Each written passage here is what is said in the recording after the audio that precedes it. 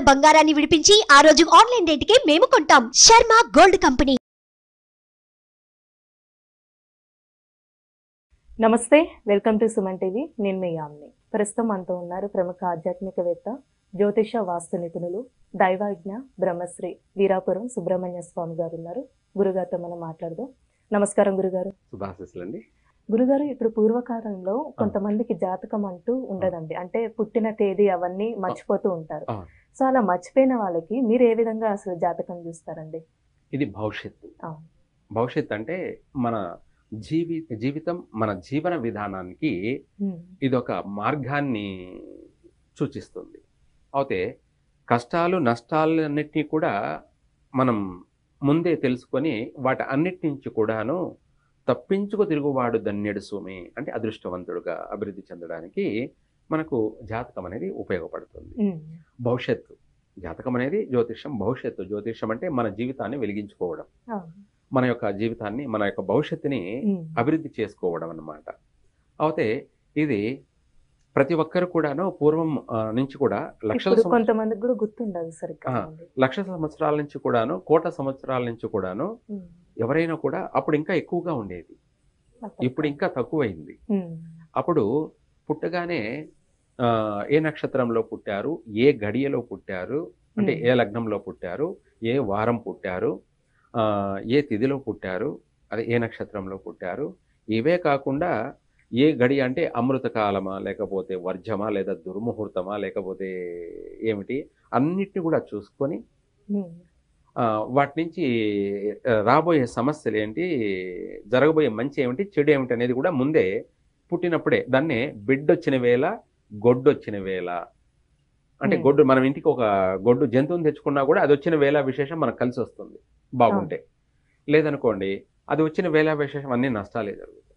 లేదా అది కాకపోతే మనకు ఒక బాబు పుట్టాడు, అబ్బాయి పుట్టిన తర్వాత మనకు బాగా అన్ని కలిసి వస్తున్నాయి అనుకోండి, నా కొడుకు బంగారం, మా అబ్బాయి పుట్టిన తర్వాత నాకు బాగా కలిసి వచ్చింది, మా వాడు అదృష్ట జాతకుడు, అదృష్టవంతుడు, మహర్జాతకుడు అని మనం అన్ని పొగుడుతుంటాం. ఎందుకంటే మనకు మంచి జరుగుతున్నాయి కాబట్టి.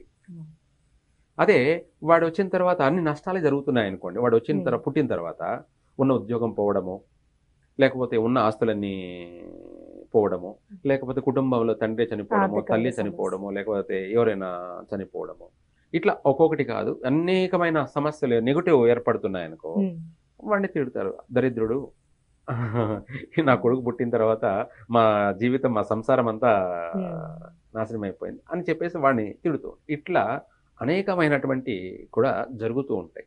ఇవన్నీ కూడా పూర్వం బాగా చూసేవాళ్ళు.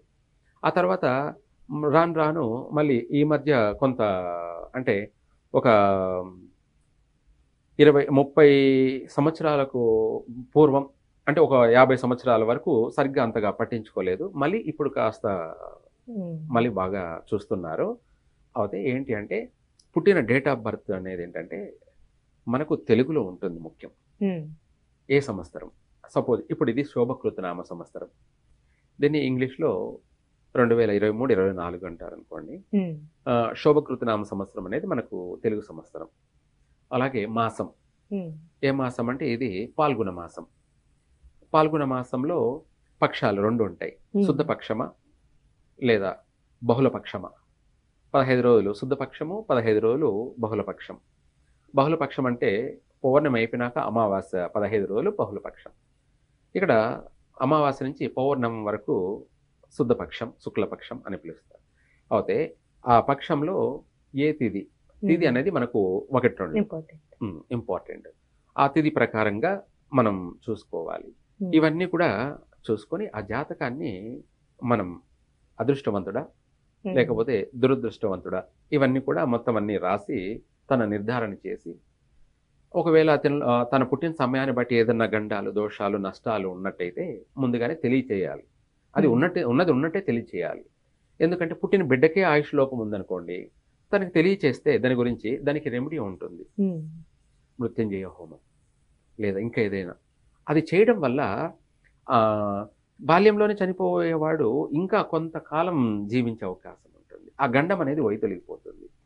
అది ఏ రూపంలో జరగాల్సింది ఉందో అది ఏంటంటే చిన్నప్పుడే జరగకుండా ఒక 50 సంవత్సరాలు 60 సంవత్సరాల తర్వాత జరుగుతుంది. మనము ఈ చేసిన పూజా ఫలం అనేది కొంతకాలం మనల్ని రక్షింపబడుతుంది, కాపాడబడుతుంది. అయితే అది నేను రక్షిస్తున్నానని చెప్పదు, ప్రకృతి మనకు సహకరించేస్తుంది. దాన్నే న్యాచురల్ ప్రకృతి. ఇలా ఆ జాతకం అనేది మనం పుట్టినప్పుడే చూసుకోవడం వల్ల రాబోయే ఆ నష్టాల నుంచి కూడా నివారించుకొని సమయానుకూలంగా నష్టపోకుండా మనం అలానేసి మనం ఏదో రాత్రికి కుబేర్లం కాము, అలానేసి నష్టపోకుండా తగిన జాగ్రత్తగా నడవడికను జీవితం అనేది సాగించడానికి బాగా ఉపయోగపడుతుంది. అటు నష్టపోకుండాను, అటు ఉన్నత అభివృద్ధి చెందకపోయినా పర్వాలేదు, కానీ నష్టపోకుండా ఉంటే చాలు, అలా కూడా మార్గం ఉంటుంది. అది తెలుసుకోలేని పక్షాన ఏమవుతుందంటే మొత్తం అంతా నష్టపోవడమే. అటు ఆర్థికపరమైన నష్టము జరుగుతుంది, మళ్ళీ తర్వాత మనుషుల్ని కూడా పోగొట్టుకోవాల్సిన పరిస్థితి. ఇలా జాతకాన్ని మనం డేట్ ఆఫ్ బర్త్ అనేది ఉంటే పూర్తిగా అన్నీ కూడా క్లారిటీగా తెలుసుకోవచ్చు. అయితే ఇప్పుడు రాసి పెట్టలేదు అని మీరు ఇందాక అన్నారు కదా, రాసి పెట్టి ఉండరు, వాళ్ళ జాతకం గురించి ఎలా తెలుసుకోవచ్చు? అయితే ఇందులో కళలు ఉన్నాయి. ఒకటి, వాళ్ళ ఫేస్ రీడింగ్ చూసి చెప్పేయచ్చు, అంటే వాళ్ళ ముఖ కవలికలు. రెండోది ఏంటంటే చిన్నపిల్లలకైనా సరే, చిన్నపిల్లలకి చేతి రేఖలు చూసి చెప్పకూడదు. చేతి రేఖలు ఎందుకంటే వాళ్ళు పుట్టినప్పటి నుంచి ఒక వయసు వచ్చే వరకు స్కిన్ అనేది, చర్మం అనేది చేంజ్ అవుతూ ఉంటుంది, కాబట్టి చేతి రేఖలు చూసి చెప్పడానికి అంత వీలు కాదు. అయితే ఎప్పుడు చెప్పాలి అంటే మినిమం వాళ్ళు 12-15 సంవత్సరాలు దాటిన తర్వాతే వాళ్ళ చేతి రేఖలను మనం చూసి చెప్పచ్చు. ఎందుకంటే ఆ చేతి రేఖలు అనేది స్థిరపడతాయి, చర్మం ఎదుగుదల ఉండదు కాబట్టి ఇంకాడికి ఆగిపోతుంది. ఏదైనా ఉన్నా ఆ 15 సంవత్సరాల లోపలే ఆ చర్మం అనేది ఎదుగుదల జరుగుతూ ఉంటుంది, కాబట్టి స్కిన్ చేంజ్ అవుతూ ఉంటుంది. కాబట్టి అలా చేతిరేఖలు అనేది 15 సంవత్సరాల తర్వాతనే చూడాలి. అయితే డేట్ ఆఫ్ బర్త్ లేదు, తెలియదు, రాయలేదు, అటువంటి వాళ్ళది ఏంటంటే ఈ చేతిరేఖల్ని ఆధారంగా చూస్తాను, చేతిరేఖల్ని తీసుకొని, ఎందుకంటే స్థిరపడిన తర్వాత ఇంకా చేతిరేఖలే చూడొచ్చు, కాకపోతే ఆ చేతిరేఖల్ని తీసుకొని మనము ఆ రేఖల్ని బట్టి సంఖ్యాశాస్త్రం అంటాం అన్నమాట. అది వాటిని లెక్కగట్టి వాటి రూపాంతరాలని గమనించడం, అబ్జర్వేషన్ చేసి ఆ రేఖల్ని బట్టి వాళ్ళ డేట్ ఆఫ్ బర్త్ను కూడా మనం ఇవ్వచ్చు.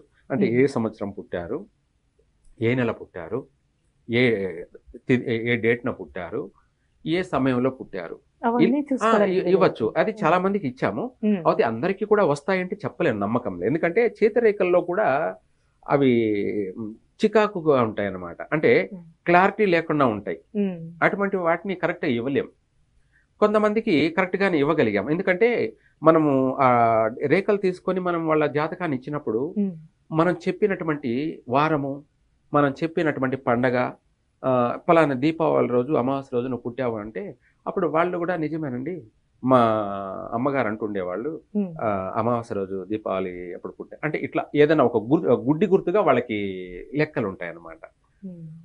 అవి మనం ఇది చెప్పింది వాళ్ళు చెప్పింది క్లారిటీ టాలీ అయినప్పుడు, మ్యాచ్ అయినప్పుడు ఓకే, మనం చేతిరేఖల్లో మనం లెక్క చేసి కట్టి చెప్పింది కరెక్టే అవుతుంది కొంతవరకు. ఇది 100% కాదు, కొంతవరకు అయితే గ్యారంటీగానే వచ్చేస్తుంటాయి. దాన్ని ఇంకా మనం డెప్త్గా దాన్ని బాగా బట్టి గట్టి దాన్ని బాగా ఆలోచన చేసి తెల్లవారుజామని బ్రహ్మ ముహూర్తంలో మనం పూర్తిగా దాన్ని క్లారిటీ ఇవ్వచ్చు కూడా. దానికి టైం తీసుకుంటుంది, వెంటనే చెప్పడానికి కుదరదు. అలా తీసుకొని కూడా చేయొచ్చు, చెప్పచ్చు. అది కూడా వాళ్ళ భవిష్యత్తు ఏంటంటే ఎన్ని చెప్పినా కూడా వాళ్లకు జరిగిపోయినటివి మనం చెప్పగలిగితే ఇంకా జరగబోయేటి కూడా నిజమేననేది ఆలోచన కరెక్ట్ అన్నమాట. ఎందుకంటే వాళ్ళ భవిష్యత్తులో జరిగిపోయినవన్నీ మనం చెప్పగలిగినప్పుడు ఇంకా జరగబోయేది కూడా నిజమే కదా, వాస్తవమే, అలా కూడా నిర్ధారణ అవుతుంది. అయితే ఏది ఏమైనా ఇవన్నీ కూడా మన జీవన విధానంలో అభివృద్ధి కొరకు ఉపయోగపడేటివే.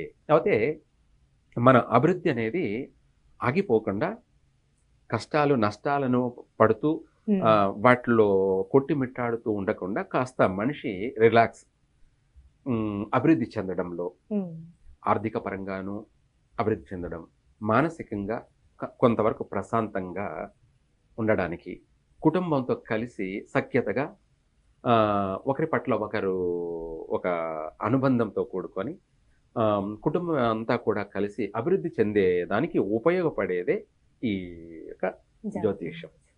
అది ఉపయోగపడాలి కూడాను. మనం చెప్పేది కూడా దైవికంగా నమ్ముకొని లోక కళ్యాణం అంటారు. అంటే 10 మంది అభివృద్ధి చెందేలా మనం చెయ్యాలి, వాళ్ళ నుంచి మనం అభివృద్ధి చెందాలి. ఇవంతా చైన్ సిస్టమ్ అన్నమాట. అంటే లింక్ అయి ఉంటాయి అన్నమాట. ఇలా వాళ్ళని మనం అభివృద్ధి చెయ్యాలి, వాళ్ళతో పాటు మనం కూడా అభివృద్ధి చెందాలి. అప్పుడు ఇద్దరూ సుఖంగా సంతోషంగా జీవనాన్ని సాగిస్తారు. ఏది ఏమైనా కూడా అందరూ బాగుండడానికి కోసమే ఈ యొక్క జ్యోతిష్యం అనేది ముందే మనకు తెలియజేస్తూ ఉంటుంది. మనము ఈ యొక్క చేతి రేఖల్ని తీసుకొని స్టాండర్డ్ అనమాట 15 సంవత్సరాల తర్వాత. అంతకు ముందు అయితే తీసుకోకూడదు. ఎందుకంటే ఆల్రెడీ డేట్ ఆఫ్ బర్త్ పిల్లలకి, ఇప్పుడు పుట్టే పిల్లలందరికీ డేట్ ఆఫ్ బర్త్ ఉంటుంది కాబట్టి మనం ఆ డేట్ ఆఫ్ బర్త్ని బట్టి వాళ్ళ పుట్టిన వేళ అనేది వాళ్ళ తలరాత కాబట్టి అది చెప్పేయచ్చు. అది లేని పక్షానే ఈ చేతి రేఖల్ని, అది కూడా చిన్నప్పుడు చేతి రేఖల్ని తీసుకోకూడదు. రాయలేదు తల్లిదండ్రులు, చిన్నపిల్లలకు వాళ్ళకి రాయలేదు. రాయినప్పుడు ఏంట్రా అంటే వాళ్ళ చేతి రేఖలు తీసుకొని మనం చెప్పకూడదు, చూడకూడదు కూడా. ఎందుకంటే మనం చెప్పేది, మనం చూసేది స్టాండర్డ్ కాదు. వాళ్ళ పెరుగుతూ వస్తూ ఉంటారు కాబట్టి ఆ వయసులో, ఒక వయసు వచ్చిన తర్వాత వాళ్ళ పెరుగుదల అనేది ఎప్పుడైతే ఆగిపోతుందో అప్పుడు స్టాండర్డ్ అవుతుంది చేతి రేఖలు. అప్పుడు ఆ చేతి రేఖలని ఆధారంగా మనం చెప్పేది 100% జరిగే అవకాశం ఉంటుంది. మనం చెప్పడం వాళ్ళు కూడా తెలుసుకోవడానికి బాగుంటుంది, వీలుంటుంది. చాలా చక్కగా తెలియజేస్తారండి. ధన్యవాదాలు. సర్వే జన సుఖినో భవంతు. సుమన్ టీవీలో మీ పర్సనల్ అండ్ బిజినెస్ ప్రమోషన్స్ కోసం కింది నెంబర్కి కాంటాక్ట్ చేయండి.